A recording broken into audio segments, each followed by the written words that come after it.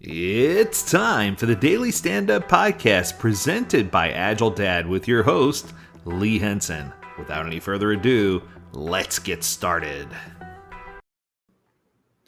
Someone recently wrote in and told me about an article that was published way back in July. It's about ideas you can do until you get around to nuking your backlog.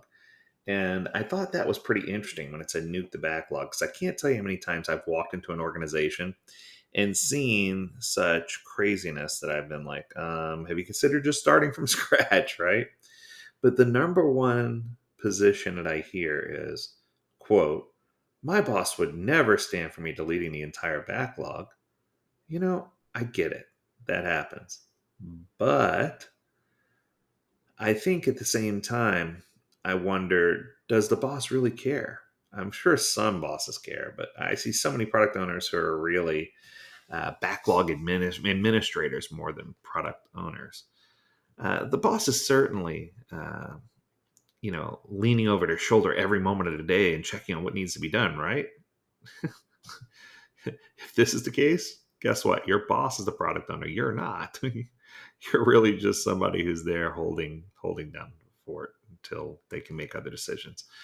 I think part of it is education, to be honest. I think that you have to educate and have proper discussions about who the product owner is and what it entails. And I think that too often people don't take the time to study what a product owner really does. Any boss that did would never want to be the product owner.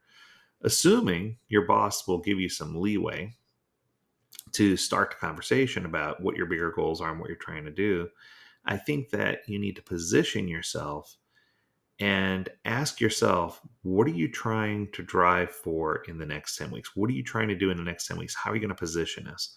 And start the conversation about goals bigger than just simple backlog items, about building a routine or a super cycle around your sprints and understanding what the big picture goals are and how they drive towards a product vision and strategy that's in line with an organizational North Star. Then, during the cycle with the goals, if you find suitable backlog items that contribute towards the goal, mark it. If not, leverage it and push it aside. One of the most powerful things I've ever learned in an organization was the concept of known but not resolved. And it's one of those things where they put things in there, but it's almost like they say, yeah, we know this exists, but I don't know that we're going to cover it right now. And I think when organizations do this, it empowers the team to know which things are the most urgent. Because if you just do it based on importance, everything's important. But if you do it based on urgency, they can figure out which things are contributing towards the longer term goal and which things aren't.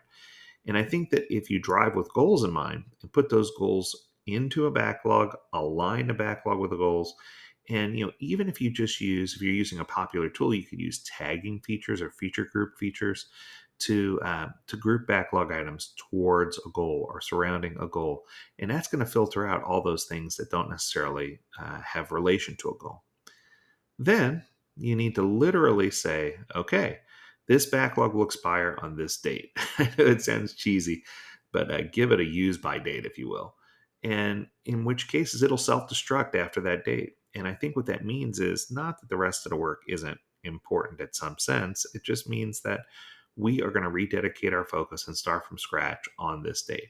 Don't be afraid to do that. I went to an organization in New York, I'll never forget it, and they had items in a backlog that dated back so old. I remember one specifically. It said page does not display correctly in Netscape Navigator. I remember asking anyone have an AOL disk, an America Online disk? I need to download a copy of Netscape Navigator so I can check this out. And what I can tell you is it was pretty amazing. It was one of those things where I was like, all right, it brought reality to the picture. And when I positioned it that way, they turned to me and said, you're probably right. We need to expire some things or get them out of our backlog.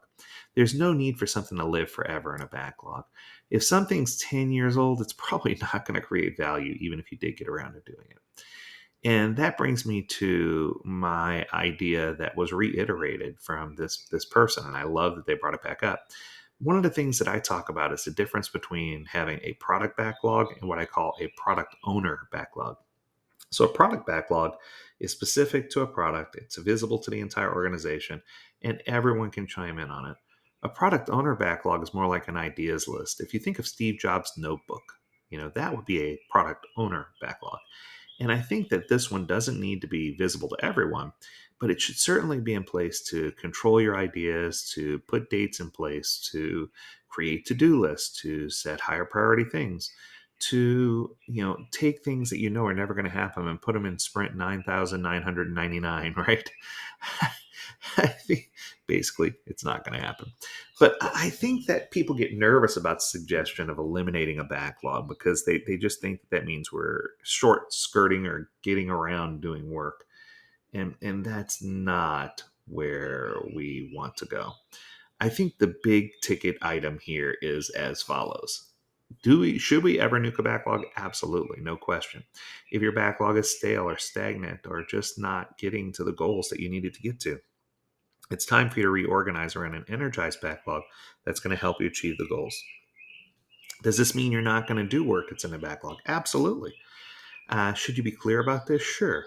But I can tell you right now, I can 100% guarantee that if your supervisor or your leader cares so much about you reorganizing or reconfiguring a backlog around common goals, that usually means that you're not empowered as a product owner, and that's the bigger problem you need to address. That's going to do it for today. I hope you enjoyed this episode. If you have a topic you want us to discuss, learn more at agiledad.com. We'd love to hear from you. And as always, we encourage you to stay healthy, stay well, and stay agile, my friends. Until next time, do take care.